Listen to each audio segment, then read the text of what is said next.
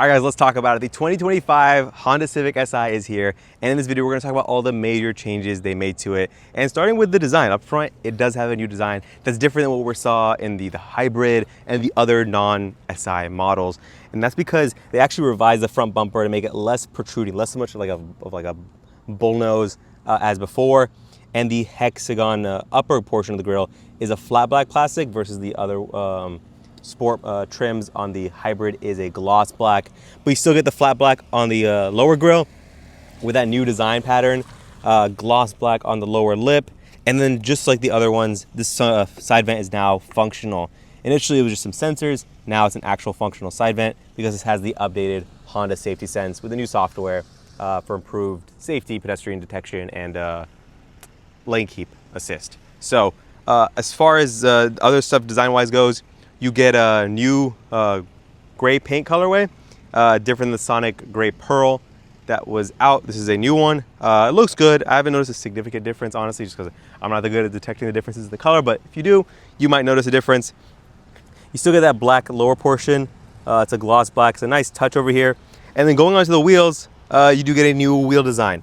Blacked out 18-inch wheels, and they say SI right here, which is a nice little touch, not gonna lie. You could still get optional summer tires for $300 extra. I think previously it was $200, so they upped the price a little bit. It's a good deal, honestly. I'd get it because the tires make a big difference on the performance. Now, under the hood, you do get the same 1.5 liter turbocharged engine, makes 200 horsepower. We know these are underrated, but as far as changes goes, there's none, so let's move on to the inside. All right, yeah, guys, there was no changes to the engine, but they made some changes on the inside to make this a nicer daily driver, in my opinion. Starting with the seats, same seats, SI, embroidered in the backrest with this nice black and red checker pattern. They're good bolstered, very, daily drivable, but also nice supportive for like some fun driving. The 6-speed manual is unchanged. It still shifts. I mean, they don't need to change it, guys. This thing is a great gearbox. Feels good, notchy, well weighted, and then nice throws.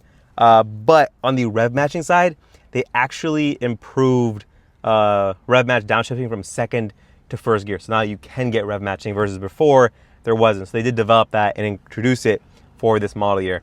If you cared for it, if you didn't, it's not gonna make a difference. As far as the interior amenities go, let's actually open this real quick. First thing you're gonna notice, this button right here. We now get heated seats. Close the door. So these bucket seats are now heated, which is a really nice touch.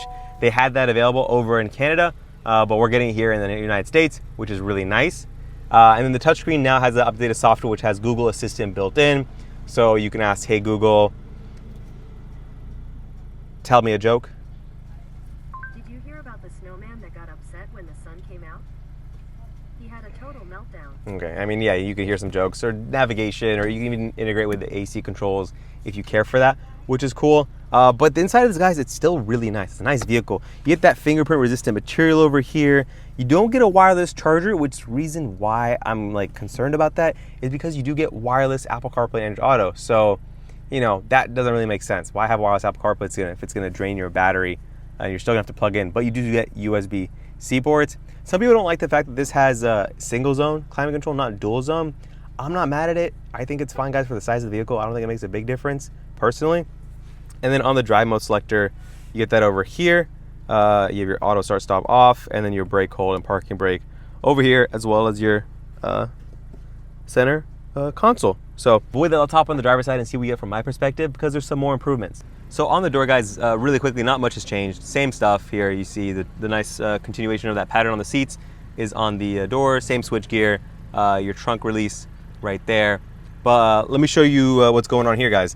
Center screen now has that edge-to-edge, just like the Type R gauge cluster display, which is really nice. And then on top of that, another thing I want to show you guys is the rev lights. The shift lights up here, not rev lights, they're shift lights, and they will, you can, at certain RPMs, they will obviously go to full, just like an F1 car. Looks really cool. They brought that, honestly, from the car that was in the Canada version. We brought that here to the United States, but it's just like the Civic Type R now in the United States, which is really nice. I can appreciate that. I think it adds a level of engagement, enjoyment to the fun driving aspect of it, which is the manual gearbox. So let's quickly talk about actual suspension changes and the frame updates they did to this. So they did actually make some updates to the frame, mostly in the name of impact crash protection. but because it's more rigid than before, they actually updated the damping rate. So the dampers are retuned to accommodate for the stiffer chassis. Spring weights are the same, but if you did care what are the differences from previous model year to this one, those are changes. Let's hop on the second row and see what you get there now. Now in the second row, guys, it's never been known to be a luxury setup over here, but it's comfortable, nice comfortable seats. You can fit the boys back here. You get really good leg room, good headroom. For the size of the vehicle, guys, it's very nice in here. As far as space goes, you get a nice plush armrest with a small cup holder and a big cup holder. And that's really it. I want to show you guys on the door, the things they didn't really keep or they didn't carry on, which they did on the other models, is the blacked out trim.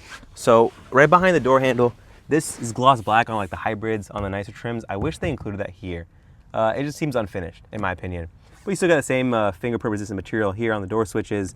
Nice, it's a little dirty, but nice door handles, and then a speaker as part of that Bose sound system. And on this one, guys, just to point out, this also has the active sound, which we've seen before. So it's piping and sound.